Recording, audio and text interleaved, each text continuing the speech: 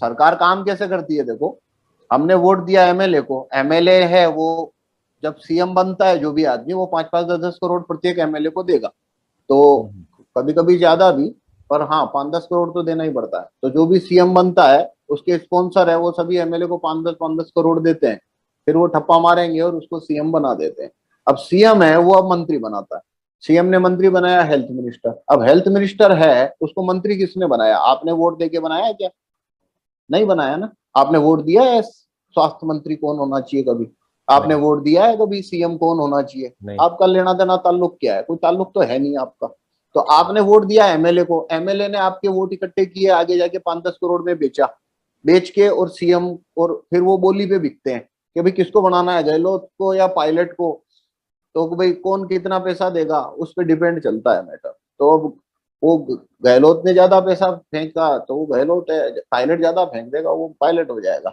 तो ऐसे करके चलता है। तो अब उन्होंने हमारा वोट बेचा, आगे पैसा ले लेके एमएलए तो बैठ गए घर पे। उसका रीजन क्या है? एमएलए को और कोई ज्यादा मामलों में कमाई तो होती नहीं है, मंत्री के पास होती है कमाई। तो मंत्रालय दे देते हैं तो पैसा नहीं देते, फिर जैसे किसी को खनिज मंत्री बना दिया है या किसी को हेल्थ मिनिस्ट्री दे दी है, तो जिसको मिनिस्टर बनाते हैं उसको सीएम पैसा या उसके स्पॉन्सर पैसा नहीं देते, फिर पैसा उसी को देते हैं जो एमएलए है, क्योंकि एमएलए का पॉइंट पता है, भाई मैं चुनाव लड़के आया हूँ, 1.5 करोड़ का खर्चा हुआ है, अब तुम सीएम बन जाओगे, मेरे को क्या मिलेगा? 1.5 करोड़ फूंक के यहाँ क्या विधानसभा में बैठ के चंगापो खेलूंगा क्या?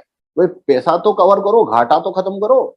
तो फिर वो 1.5-2 करोड़ खर्चा किया है उसने, तो 1-1.5 करोड़ खर्चा किया तो 5-7-8 करोड़ रुपया दे देते हैं। और कभी कभी क्या करते हैं, कुछ विधायक अपना झुंड बना लेते हैं, 20-25 लोगों का, 50 लोगों का झुंड बना के बोलते हैं भाई हमें तो 25-25 करोड़ का सबको चाहिए, तो हम बढ़ाएंगे तेरे को सीएम।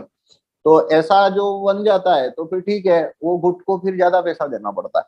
तो ऐसे करके 1,500 करोड़ या 1,500-2,000 करोड़ बांटे बिना तो सीएम नहीं बनता आदमी। तो उसने बांटा और ले लिया। अब एमएलए को अब कमाई तो कुछ होने वाली नहीं है। और फिर कुछ विधायक जो होते हैं जिनके पास में कुछ ज्यादा एमएलए हैं, 10-15 एमएलए हैं उनके सपोर्ट में, वो बोलते हैं भाई पैसा नहीं चाहिए, तू मंत्रालय दे दे, मंत्रालय दे दे, मेरा पैसा मैं खुद छाप लूंगा, जितना पैसा कमाना है मैं कमा। तो ऐसे करके फिर वो उनको मंत्री बनाते हैं। तो मंत्री बनाया, जैसे अब मान लो हेल्थ मिनिस्टर की बात करता हूँ, तो हेल्थ मिनिस्टर बना दिया। तो हेल्थ मिनिस्टर को बनाया किसने है? आपने तो नहीं बनाया था, आपने तो एमएलए बनाया था, एमएलए ने सीएम बनाया, सीएम ने हेल्थ मिनिस्टर को हेल्थ मिनिस्ट्री दे दी। तो अब हेल्थ मिनिस्टर पैसा कैसे बनाएगा? तो अब वो एक अच्छा कानून छापता है जिससे, जैसे मान लो वो शुगर सब्सिडी खत्म करता है, या वो मास्क का नहीं पहनना ये कानून छापता है, या वैक्सीनेशन कंपल्सरी नहीं ये हेल्थ मिनिस्टर कानून छापता है, तो आप उसको पैसा भेजते हो क्या? 5 रुपए भेजोगे? बोलो मेरे को। हेल्थ मिनिस्टर ने, जो स्वास्थ्य मंत्री है आपके स्टेट का, उसने क्या किया भाई, उसने एक अच्छा कानून छापा जिससे आपका स्वास्थ्य इंप्रूव हो, शुगर की सब्सिडी खत्म करने की रिकमेंडेशन डाल दी उसने, मान लो। तो आप उसको 20 रुपए भेज रहे हो क्या? 50 रुपए भेजोगे? मतलब क्या फालतू की बात है कि आप उससे ये उम्मीद कर रहे हो कि वो आपके हित का कानून छापेगा? तो भाई पैसे दोगे क्या उसको? तुम वोट तो दे चुके हो, तो क्या वोट वापस ले सकते हो? भाई तुमने बनाया नहीं, तुम हटा नहीं सकते, तुम्हारा लेना देना ताल्लुक ही नहीं है कुछ उससे। पर अब वो पैसा कैसे बनाएगा? तो वो ये देखेगा कि भाई मैं जो भी कानून छापू वही छापूंगा जिसका मेरे को कोई पैसा देने को तैयार है। तो बस वो फार्मा कंपनियां पहुंच जाती, वो बोलते हैं भाई ये कानून छाप, ये कानून छाप, कितने पैसे देगा? 5 करोड़, 10 करोड़, 20 करोड़, 50 करोड़, वो ऐसे कानून छापता रहता है, पैसा लेता रहता है, लेता रहता है। और जनता उसको देख के और बस वो छाती पीटते रहो।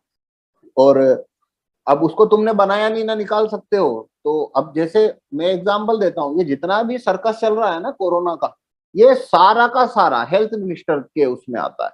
पर अभी क्यों मैं बोल रहा हूँ ये सब सीएम कर रहा है, हेल्थ मिनिस्टर नहीं कर रहा है? क्योंकि हेल्थ मिनिस्टर को सीएम ने बना के रखा है, सीएम उसको हटाना चाहे तो हटा देगा, और जो पीएम है वो भी चाहेगा तो केंद्रीय स्वास्थ्य मंत्री को हटा देगा। तो अभी वो दोनों उसके चंगुल के अंदर है।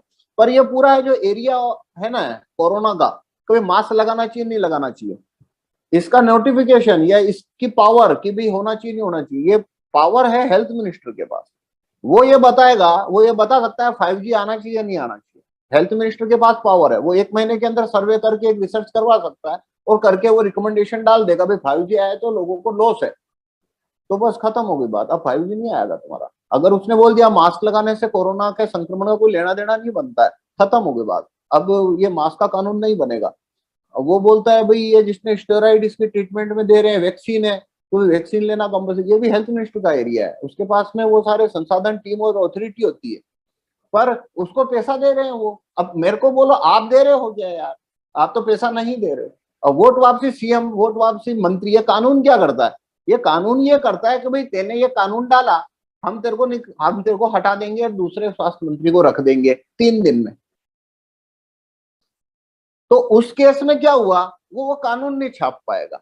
अब देखो, अगर भारत में वोट वापसी सीएम या वोट वापसी मिनिस्टर का कानून होता तो देखो, ये पासबुक आपके हाथ में आती है, हर हर वोटर के पास ये पासबुक रहता है। अब ये पासबुक होती थी, इसमें मंत्री का पन्ना भी है। अब जो मंत्री का पन्ना है, वहां पे आप जो एग्जिस्टिंग सीएम है उसको निकालने के लिए एसएमएस भेज सकते हो, या ये पासबुक लेके कलेक्टर की कचहरी में भी जा सकते हो, पटवारी कार्यालय में भी जा सकते हो, बोल सकते हो भाई ये मंत्री को निकाल के मेरे को इस मंत्री को बनाना।